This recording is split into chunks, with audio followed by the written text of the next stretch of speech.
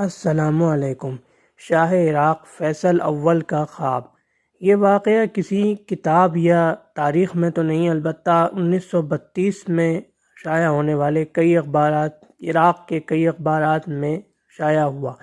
واقعہ کچھ یوں ہے کہ سیدنا حذیفہ بن یمان رضی اللہ عنہ اور سیدنا جابر بن عبداللہ رضی اللہ عنہ، جن کی قبور مدائن ضلع میں دریائے دجلہ کے بالکل کنارے موجود تھیں، ان میں سے سیدنا حذیفہ رضی اللہ عنہ نے 3 مرتبہ خواب میں نمودار ہو کر شاہ فیصل سے فرمایا کہ میری قبر میں پانی اور جابر بن عبداللہ رضی اللہ عنہما کی قبر میں نمی آ گئی ہے، لہذا ہمیں دریائے دجلہ کے کنارے سے ہٹا کر کسی اور مقام پر منتقل کیا جائے۔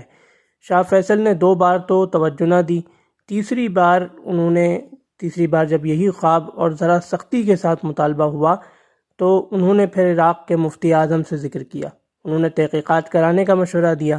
جب تحقیقات کرائی گئیں تو پانی نہ نکلا، تو شاہ فیصل نے پھر دوبارہ نظر انداز کیا، لیکن کچھ مدت بعد یہی مطالبہ زیادہ شدت سے کیا گیا، یعنی سیدنا حذیفہ رضی اللہ عنہ نے تشریف لا کر زیادہ شدت اور سختی کے ساتھ یہی مطالبہ دہرایا، تو اب مزارات کھولنے کا فیصلہ ہوا۔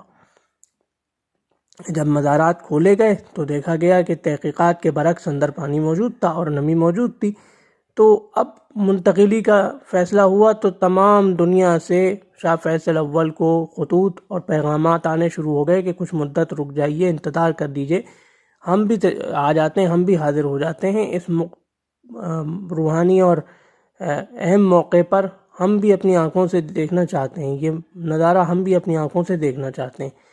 چنانچہ انہوں نے صبر کر لیا، انتظار کر لیا۔ چنانچہ عید الاضحیٰ کے 10 دن بعد مزارات کو کھولنے کا اور منتقلی کا فیصلہ ہوا۔ تو عید الاضحیٰ کے 10 دن بعد مزارات منتقل کیے گئے اور دونوں حضرات کو کرین کی مدد سے نئے مزارات میں منتقل کیا گیا، اور یہاں جو کہ سیدنا سلمان فارسی رضی اللہ عنہ کے مزار کے قریب سلمان پارک کے علاقے میں تعمیر کیے گئے تھے، وہاں منتقل کیا گیا۔ شاہ عراق، شاہ مصر اور ترکی کے نمائندے اور ایک اور اہم شخصیت نے، مفتی اعظم نے کندھا دیا۔ اس کے بعد دونوں حضرات کو نئے مزارات میں منتقل کیا گیا۔ جب ان کا کفن اس سے پہلے ہٹایا گیا تو ان کی آنکھوں کی چمک دیکھ کر، چمک ایسی حیرت انگیز تھی کہ وہاں موجود جرمنی کے غیر مسلم عیسائی ماہر امراض چشم نے اسلام قبول کر لیے، یعنی وہ اس قدر متاثر ہوا کہ بعد از وفات بھی صحابہ کرام کی آنکھوں سے ایسی چمک نکل رہی تھی کہ وہ ماہر امراض چشم جرمنی کا غیر مسلم وہ بھی مسلمان ہو گیا۔ تو اس کے بعد پھر عراق کی فوج نے سلامی دی، اور اس کے بعد پھر ان دونوں حضرات کو ان کے نئے مزارات میں سیدنا سلمان فارسی رضی اللہ عنہ کے قریب سلمان پارک کے علاقے میں نئی قبور میں دفنا دیا گیا۔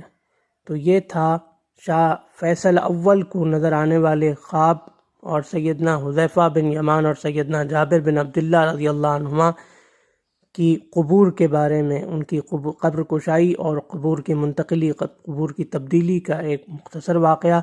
انشاءاللہ اگلی ویڈیو میں ایسے ہی ایک اسلامی تاریخی واقعے کے ساتھ حاضر خدمت ہوں گے۔ اللہ حافظ۔